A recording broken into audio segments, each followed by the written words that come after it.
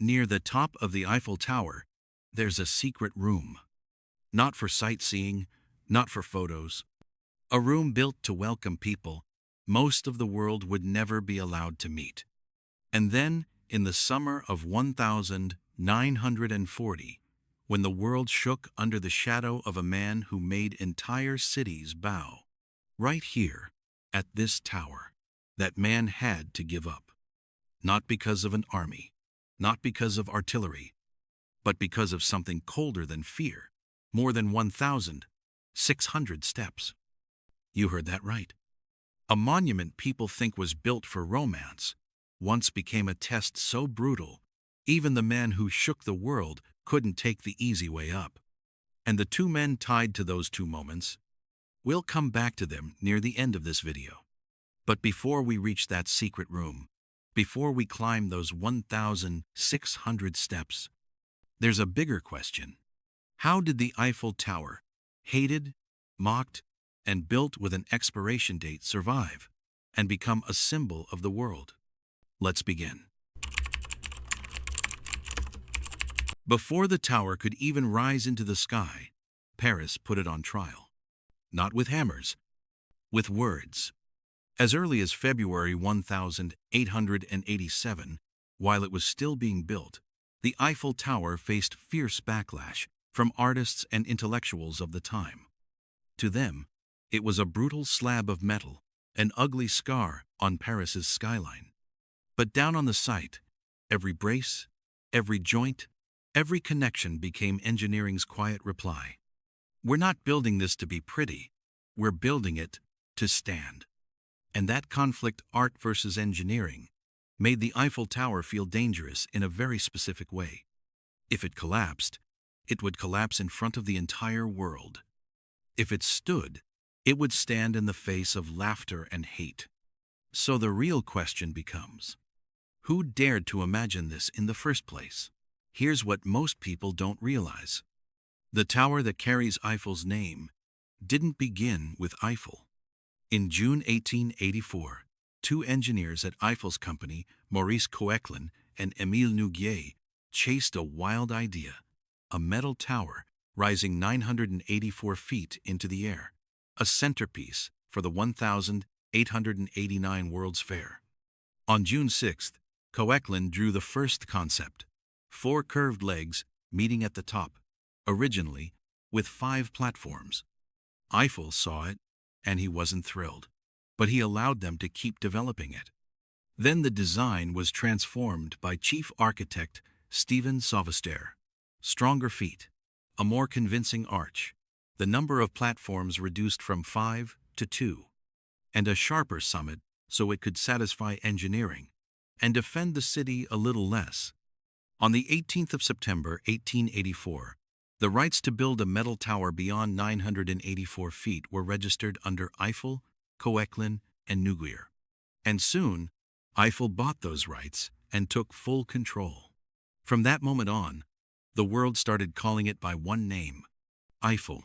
Now here's why this project feels less like a building and more like a machine. The Eiffel Tower was essentially born inside Eiffel's factory in Levallois-Perret. On site, the workforce never exceeded 250 because the hardest work was done in the workshop.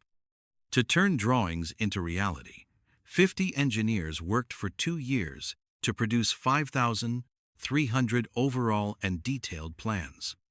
They manufactured 2,500,000 rivets, but only 1,050,846 were actually set on site, about 42%. Most components were pre-assembled at ground level into sections about 16.4 feet long, temporarily bolted, then taken to the site, where bolts were replaced by red-hot rivets. So the job didn't look like construction.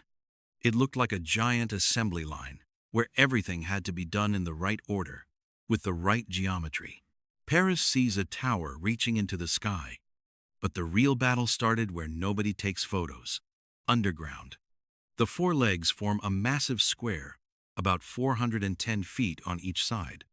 They poured concrete foundations to reduce pressure on the soil down to about 64 pounds per square inches at the base. But the terrifying side was near the Seine.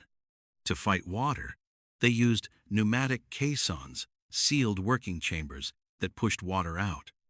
You don't need to watch water flood in to understand the risk. If the foundation was wrong, everything above it would be wrong. On the 1st of July, 1887, the precise metal assembly officially began under Jean Compagnon.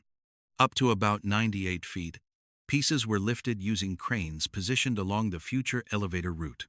From 98 feet to 148 feet, they erected 12 wooden scaffolds.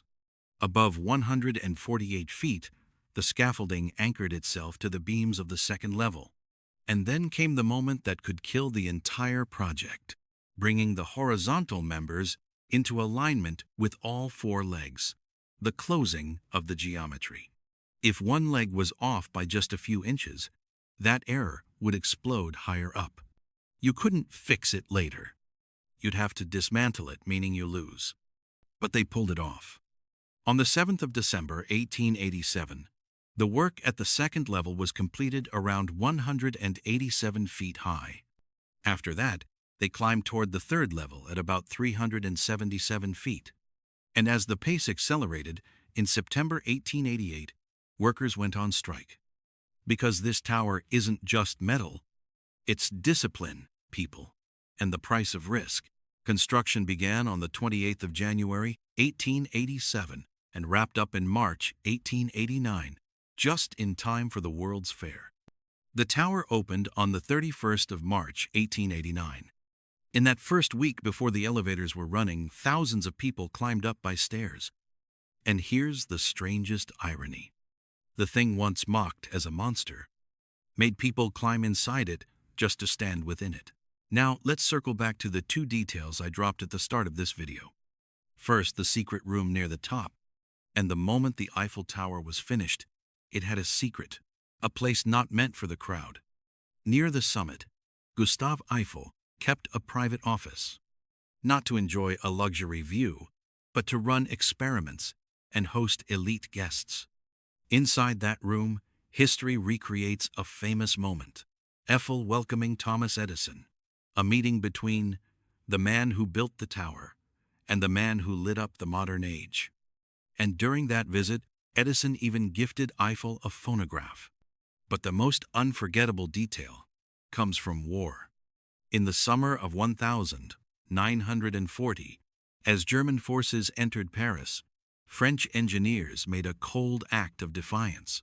They cut the elevator cables, meaning if Hitler wanted to reach the top and stand over Paris's, literally, he'd have to walk. And this isn't a cute staircase. From the ground to the top, it's 1,665 steps more than 1,600. Do you feel what that means? A tower once mocked as a freak became Paris's quiet message. You want our summit? Then earn it.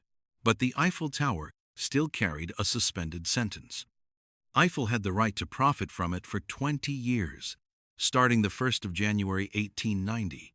After that, the city could decide its fate. So why wasn't it torn down? Because by the time those 20 years passed, the tower had already transformed from a hated, controversial symbol into a machine with real value that Paris didn't want and couldn't afford to throw away. In an era when the world began racing on signals, a structure rising over 1,000 feet in the heart of Paris became a perfect platform for science, and especially for radio transmission. And once something becomes infrastructure, nobody asks, is it beautiful?